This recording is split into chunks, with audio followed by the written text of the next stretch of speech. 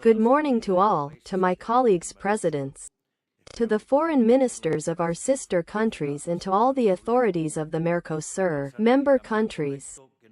I hope we can have a fruitful conversation about our common bloc and advance on the right path, which is none other than deepen our ties to promote trade and, with it, bring prosperity to our peoples. Although I come today, here, in the character of president, I would like to speak mainly as an economist and take advantage of, on the day, having already turned more than 30 years since its foundation, to remember the mission of origin of Mercosur and evaluate together whether or not it has been at the height of its original prognosis. Because institutions should not be evaluated for their intentions but for their results.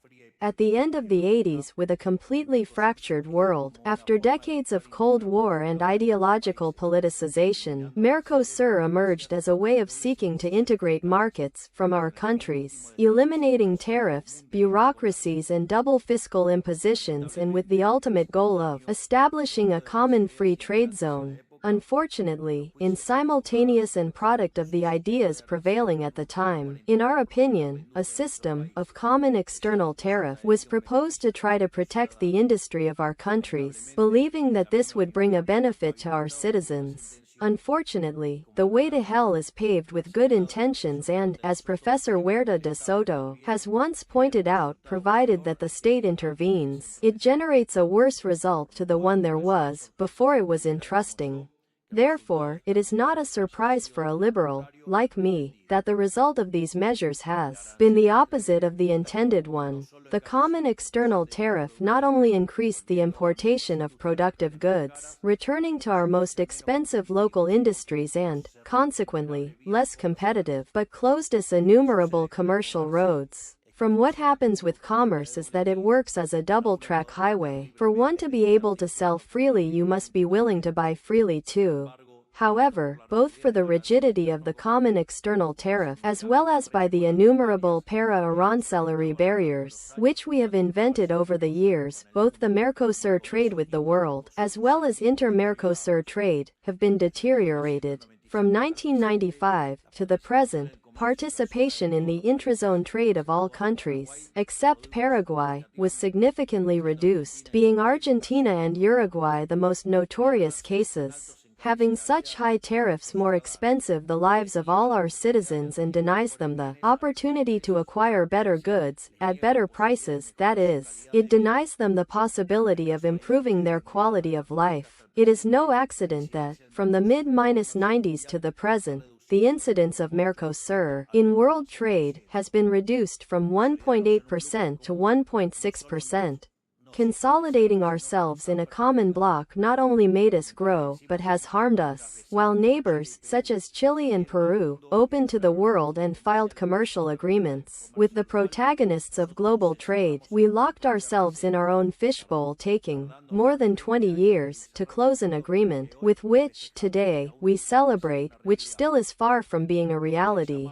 He cannot attract attention, then, that the economy of our neighbors have grown so much more than ours. While they have free trade agreement with more than 20 countries, we have similar treaties only with the rest of South America, Egypt and Israel. While the responsibility of Argentine failure falls, mostly, in decades of a destructive economic policy, Mercosur and its restrictions have also been a stumbling block for the progress of Argentines. Chile exports 50 times more cherry than what we export. It exports $50,000 million per year in copper, while we zero. How many new markets could we have developed if we were open to the world? My point is that, the last 20 years of economic policy, they left Argentina in a deep well, and, today, the entire society is making an immense effort to get ahead. We cannot afford to miss commercial opportunities, we need them as water in the desert. Just as we have learned from the mistakes of the past, in fiscal and monetary matters, we have to learn from the mistakes of the past in commercial matters as well.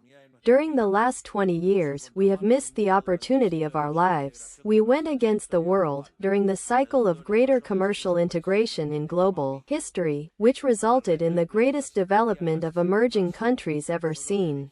While the rest of the planets expanded, Thanks to commerce, we said no to the United States, which offered a free trade agreement throughout the continent. But that pro rata disguised as nationalism cost our citizens. Do you know what is the only way to defend the interest of our nations?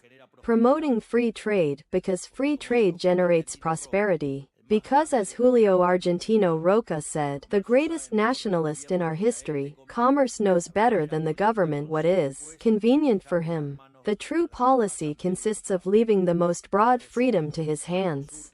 In summary, Mercosur, which was born with the idea of deepening our commercial ties, ended up becoming a prison that does not allow its member countries to take advantage of its comparative advantages or its export potential. This problem is not new, but if we continue to try to cover the sun with our hands, it will become increasingly difficult to solve. I would like to invite them, as brothers that we are, to open our eyes and be honest intellectually. Let us accept that this model is exhausted and seek a new formula that benefits us all, so that we can all market and better, because it is trade that generates prosperity and what will end with the great Latin American scourge, which is the abject poverty of our peoples. We win autonomy, while respecting the agreements that twin us, and if those who twin us are freely commercial among us, I propose that we loosen the bonds that today drown us instead of strengthening us.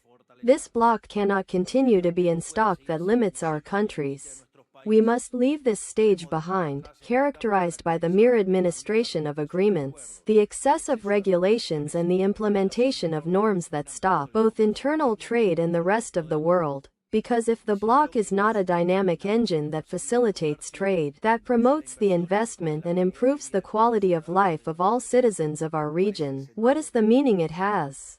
I hope that, without ideological glasses, we have enough intellectual honesty to ask us difficult questions and courage to make the necessary decisions.